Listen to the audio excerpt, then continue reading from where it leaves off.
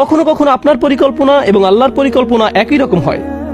মাঝে মাঝে যেমন কখনো আপনি ইচ্ছা করলেন কোথাও যাওয়ার, আর আল্লাহ আপনাকে সেখানে যাওয়ার সুযোগ করে দিলেন। কোন একটি কলেজে ভর্তি হওয়ার ইচ্ছা করলেন, আর আল্লাহ আপনাকে সুযোগ প্রদান করলেন। সিদ্ধান্ত নিলেন দ্রুত গ্র্যাজুয়েট হওয়ার, আর আল্লাহ আপনাকে সুযোগ প্রদান করলেন। এর অর্থ হলো আপনার প্ল্যান এবং আল্লাহর প্ল্যান একই ছিল সেই একটি বিষয়ের জন্য।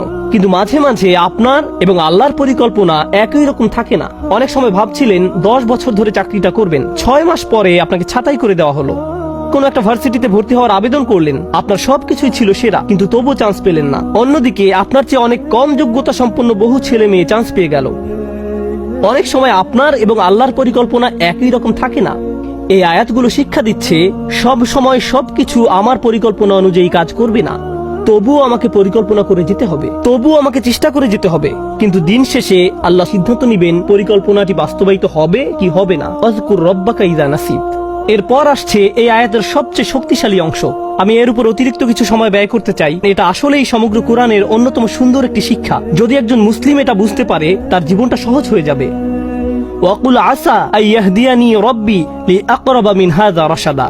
এই শব্দগুলো হলো একটি দোয়া।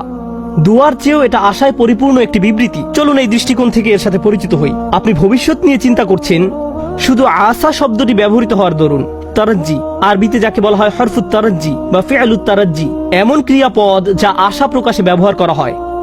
আল্লাহ আমাদের এই আয়াতে শেখাচ্ছেন মুসলিমকে অবশ্যই ভবিষ্যতের ব্যাপারে আশাবাদী হতে হবে। কোরআনের প্রতি আমাদের ঈমান ভবিষ্যতের ব্যাপারে আমাদেরকে আশাবাদী করে তোলে। আমি পরোয়া করি না খবরে কি আসে, আমি পরোয়া করি না গতকাল কি ঘটেছে, এর আগের দিন কি ঘটেছে। আমি মুসলমানদের এমন গ্রুপের অন্তর্ভুক্ত হব না যারা বসে বসে বলে উম্মার পরিস্থিতি দিন দিন শুধু খারাপ থেকে আরো খারাপ হচ্ছে, ও আল্লাহ, আর সামনের পরিস্থিতি শুধু আরো খারাপ হবে, সামনে আরেকটা ট্র্যাজেডি আসছে, আমি গ্যারান্টি দিচ্ছি, দেখো কি ঘটে। তুমি মনে করেছো 9/11 খারাপ ছিল? কিছুই না, ওটা আসলে কিছুই না। ও মাই গড, দেখো এখন উম্মার কি অবস্থা হয়, এবং দেখো তারপর কি হয়। এই মনোভাব সরাসরি কোরআনের আয়াতটির বিরোধী, শুধু আশা শব্দটির কারণে। আপনার তো এই আশায় বুক বাঁধার কথা যে আল্লাহ পরিস্থিতি উন্নত করে দিবেন আপনার নিজের জন্য, চারপাশের মানুষের জন্য, মানবতার জন্য। আপনার তো এই দৃষ্টিভঙ্গি থাকার কথা। তারপর তিনি বলেন, আর নিজের ভবিষ্যতের ব্যাপারে কি বলবেন? আসা আন ইয়াহদিয়ানি রব্বি, সম্ভবত আমার রব আমাকে পথ দেখাবেন। নিজের ভবিষ্যতের জন্য সবচেয়ে আশাবাদী কোন জিনিসটি আপনি পেতে পারেন? সবাই ভালো চাকরি চায়, ভালো অর্থনৈতিক অবস্থা চায়, ভালো পারিবারিক অবস্থা চায়, সুস্বাস্থ্য চায়। আমরা এগুলো সব চাই, কিন্তু জানেন সবচেয়ে মৌলিক যে জিনিসটি আমার আপনার প্রয়োজন, যা অক্সিজেনের চেয়েও বেশি মূল্যবান, তা হলো আল্লাহর হেদায়েত। একবার এটা পেয়ে গেলে সবকিছু ঠিক হয়ে যাবে, কিন্তু হেদায়েত না পেলে আপনার আসলে কিছুই নেই। এই আয়াত আশাবাদী করে তোলে যে আল্লাহ আমাকে পথ দেখাবেন। আসা আইয়াহদিয়ানি রব্বি, আমার প্রভু আমাকে পথ নির্দেশনা দান করবেন, তিনি আমাকে ভুলে যাবেন না। ভবিষ্যতের জন্য ওয়াদা দেওয়ার সময় আমি তার স্মরণ করব, তাহলে তিনিও ভবিষ্যতে আমাকে স্মরণ করবেন। ইনশাআল্লাহ বলার মাধ্যমে আমি তাকে স্মরণ করলাম, যখন ভবিষ্যতের কথা আসে তিনিও আমাকে স্মরণ করবেন। ফাযকুরুনি আযকুরকুম, সুতরাং তোমরা আমাকে স্মরণ করো, আমিও তোমাদের স্মরণ করব। এখন আল্লাহ আপনাকে হেদায়েতের গ্যারান্টি দিচ্ছেন। আবার বলছি, এখানে মুসলমানদের বোঝার জন্য খুবই গুরুত্বপূর্ণ একটি ব্যাপার রয়েছে। সারা পৃথিবী জুড়ে বহু মানুষের মাঝে, আল্লাহুল আযীম, এই গ্রহের যেই প্রান্তে যান না কেন, মানুষের একই ধরনের বিভ্রান্তি, একই প্রশ্ন বারবার। আর সবচেয়ে কমন যেই প্রশ্নটি আমি শুনি, মানুষ বলে ইসলামের এত বেশি দলমত রয়েছে, কোরআনের ব্যাখ্যায় এত বেশি ভিডিও পাওয়া যায়, বা হাদিসের ব্যাখ্যায় কেউ এটা বিশ্বাস করে, কেউ ওটা বিশ্বাস করে। এই হুজুর অমুক ফতোয়া দেয়, ওই হুজুর তমুক ফতোয়া দেয়, আমি কি এই হুজুরকে মানবো নাকি ওই হুজুরকে মানবো? কেউ বলে এটা হালাল, কেউ বলে এটা হারাম, কিছুই জানি না, সবকিছুই বিভ্রান্তিকর। এত বেশি দল, আমি কিভাবে হেদায়েত পাবো? কিভাবে আমি জানবো যে আমি সঠিক বিষয়টা অনুসরণ করছি? কিভাবে জানবো? আমার পক্ষে তো এত বেশি তথ্য প্রসেস করা সম্ভব নয়। আর আমি এর সাথে একমত, আমরা এখন মাত্রাতিরিক্ত তথ্যের যুগে বাস করছি। প্রতিনিয়ত এত বেশি মত আর পথের সাথে পরিচিত হচ্ছি, এমনকি ইসলামের ভেতরেও। এই হলের ভেতরে বসা শ্রোতাদের দিকে লক্ষ্য করুন, যদিও আমরা একই এলাকার, আপনি যেভাবে ইসলাম শিখেছেন তা আপনার পাশের জন থেকে খুবই আলাদা। যেসব শিক্ষক আপনি পেয়েছেন, যেসব মানুষের সঙ্গ লাভ করেছেন, যে স্কুলগুলোতে শিখেছেন, তা আপনার পাশের জনের থেকে একেবারেই ভিন্ন। তাই কোনো ব্যক্তি সহজে বিভ্রান্ত হয়ে পড়তে পারে যে কিভাবে আমি বুঝবো যে আমি সঠিক ইসলাম অনুসরণ করছি। আর এই আয়াত হলো তার জবাব। আমি কারো হেদায়েতের নিশ্চয়তা দিতে পারি না, ইউটিউব কারো হেদায়েতের নিশ্চয়তা দিতে পারে না, গুগল কারো হেদায়েতের গ্যারান্টি দিতে পারে না, এবং কোনো মানুষও হেদায়েতের নিশ্চয়তা দেয় না। এটা আমাদের আশা যে স্বয়ং আল্লাহ আমাকে ব্যক্তিগতভাবে হিদায়েত দিবেন। হেদায়েত অন্য কোথাও থেকে আসতে পারে না। আপনার কাছে কোনো তথ্য না থাকতে পারে, অথবা আপনি তথ্যের সাগরে ডুবে থাকতে পারেন, এটা কোনো ব্যাপার না। আল্লাহ আপনাকে কতটা হেদায়েত দিবেন তা নির্ভর করে আপনি কতটা হেদায়েত চান তার উপর, অন্য কারো কাছে নয়। আর একবার আল্লাহর কাছে সঠিক রাস্তা চাওয়ার পর আপনাকে আর বিচলিত থাকতে হবে না। নিশ্চিত থাকুন যে আল্লাহ আপনাকে সঠিক পথ দেখাবেন, তিনি কাউকে ফিরিয়ে দেন না। আল্লাহর কাছ থেকে হেদায়েত পাওয়া কঠিন নয়, এটা কঠিন নয়। আল্লাহ হেদায়েতের পথ খোলা রেখেছেন যারা চায় তাদের জন্য। আমাদেরকে শুধু সেসব মানুষের অন্তর্ভুক্ত হতে হবে, শুধু এইটুকুই। এই আয়াতটি সূরাতুল কাহফের অন্তর্গত। এর প্রমাণ হিসেবে সূরা কাহফ নিয়ে কথা বলে শেষ করতে পারবো না এই খুতবায়।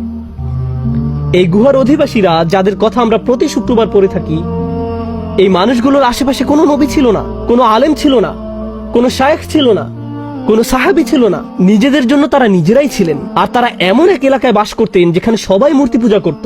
আর তারা একটি উপসংহারে পৌঁছেছেন, সৃষ্টিকর্তা শুধু একজন, আমরা এগুলোর উপাসনা করতে পারি না। লা নাদউ মিন দুনিহি ইলাহান। আর এতটুকুর কারণেই আল্লাহ তাদেরকে হিদায়াত দিলেন। অন্য কোনো জ্ঞান না থাকা সত্ত্বেও, কোনো ওহী তাদের কাছে ছিল না। আল্লাহ তাদেরকে হিদায়াত দেওয়ার জন্য এতটুকুই যথেষ্ট ছিল। আর তিনি তাদেরকে এত বেশি হিদায়াত দান করলেন যে আজকের দিনে যারা বছরের পর বছর ধরে দ্বীনের জ্ঞান অর্জন করে, তারা এই যুবকদের কাহিনী অধ্যয়ন করে।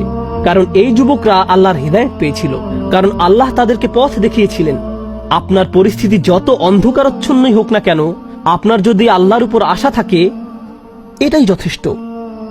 আসা আইয়াহদিয়ানি রব্বি লিআকরাবা মিন হাযা রাশাদা। এখন আসছে সর্বশেষ এবং এই বিবৃতির সবচেয়ে সুন্দর অংশ। সম্ভবত আল্লাহ আমাকে পথ দেখাবেন। পথ দেখাবেন কোথায়? কোন দিকে পথ প্রদর্শন করবেন? লিআকরাবা মিন হাযা রাশাদা। এর ভাষা এত বেশি গভীর অর্থবোধক, আমার পক্ষে খুতবায় তো আর ব্যাকরণ শেখানো সম্ভব নয়, কারণ আপনাদের মাথা ব্যথা শুরু করবে। চেষ্টা করব বিষয়টাকে যত সহজে তুলে ধরা যায়। আরবি ভাষাতে কখনো বলেন ওই যে ওই দিকে, আবার কখনো বলেন সমস্ত পথ ধরে ওইখানে। যখন বলেন সমস্ত পথ ধরে ওইখানে, অর্থাৎ আর গন্তব্য পর্যন্ত পথ দেখিয়ে যাব। আর যদি বলেন ওই যে ওইদিকে, এর মানে হলো প্রথমে এখানে, তারপর ওখানে, তারপর ওখানে।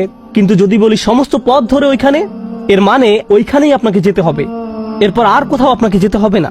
যখন লাম ব্যবহার করা হয়, আসা আইয়াহদিয়ানি রব্বি লি আকরাবা, এই লাম ইঙ্গিত করে এটা হলো আল মুনতাহা। এর চেয়ে উচ্চতর আর কিছু চাওয়ার নেই এই দুনিয়ায়। এটা যদি পেয়ে যাও, শ্রেষ্ঠ আর কিছু পাওয়ার নেই। যদি ইলা শব্দটি ব্যবহার করা হতো, অর্থ হতো তোমাকে প্রথমে ওইখানে যেতে হবে, তারপর অন্য কিছুর উদ্দেশ্যে। সুতরাং এই আয়াতে আমি আপনি এমন কিছু প্রার্থনা করছি, এমন কিছু চাচ্ছি যার চেয়ে উত্তম আর কিছু নেই। এটাই চূড়ান্ত সমাপ্তি।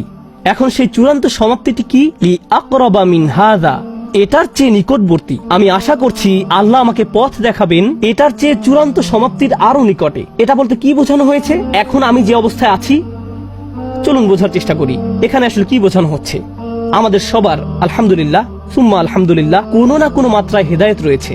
আমরা যে শুক্রবারে আল্লাহর ঘরে একত্রিত হয়েছি, এটা প্রমাণ করে যে আল্লাহ আমাদের সবাইকে কোনো না কোনো মাত্রায় হেদায়েত দিয়েছেন। কাউকে তিনি বেশি হেদায়েত দিয়েছেন, আবার কাউকে কম হেদায়েত দিয়েছেন। সালাতে কারো মনোযোগ বেশি থাকে, আবার কারো কম মনোযোগ থাকে। আমরা সবাই একই পর্যায়ে নেই, এটা সত্য। কিন্তু জানেন এই দোয়া আমাদের কি শেখাচ্ছে? আমার চূড়ান্ত লক্ষ্য হলো আমাকে আল্লাহর আরো নিকটবর্তী হতে হবে।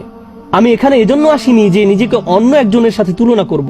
আমি এখানে এসেছি শুধু নিজের আজকের অবস্থানের সাথে নিজেকে তুলনা করতে। আমি যদি শুধু নিজের এখনকার অবস্থা উন্নতির জন্য কাজ করে যেতে পারি, এটাই আল্লাহর সামনে চূড়ান্ত সফলতা। এর চেয়ে চূড়ান্ত কোনো সফলতা নেই। আপনি কোনোদিন নিখুঁত হবেন না, আমিও কোনোদিন নিখুঁত হতে পারবো না। আমরা যা করতে পারি তা হলো আরেকটু ভালো হওয়া, এরপর আরেকটু ভালো, এরপর আরেকটু ভালো। শুধু দিন দিন ক্রমাগত উন্নতির চেষ্টা করুন। যদি কেউ এভাবে আল্লাহর নিকটবর্তী হওয়ার চেষ্টায় রত থেকে মারা যায়, সে সফল।